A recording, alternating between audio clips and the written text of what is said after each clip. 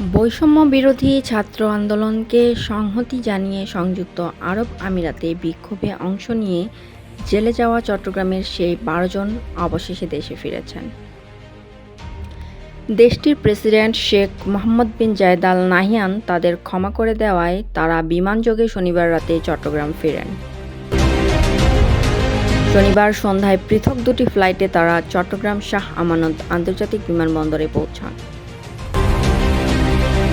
বিষয়টি নিশ্চিত করে বিমানবন্দরের জনসংযোগ কর্মকর্তা ইব্রাহিম বলেন, আরব আমিরাতে বিক্ষোভ করে শাস্তির পর ক্ষমা পাওয়াদের ১২ জন বাংলাদেশি এয়ার আরাবিয়ার দুটি ভিন্ন ফ্লাইটে শাহ আমানত আন্তর্জাতিক বিমানবন্দরে অবতরণ করে।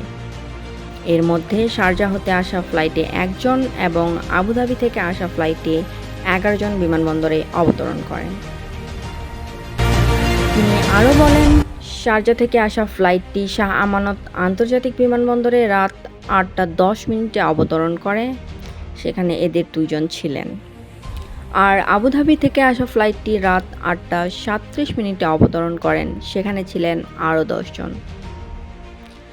ব্র্যাক মাইগ্রেশন ও ওয়েলফেয়ার সেন্টার চট্টগ্রামের case management officer Mahmudul Hasan বলেন, ব্র্যাকের পক্ষ থেকে আমরা ৪ জনকে সাপোর্ট দিতে পেরেছি। তারা সবাই চট্টগ্রামের, তাদের মধ্যে হাটহাজারীর ২ জন, সীতাকুণ্ডের ১ জন, রাউজানের ১ জন রয়েছে। তারা নিরাপদে বাড়ি ফিরেছেন।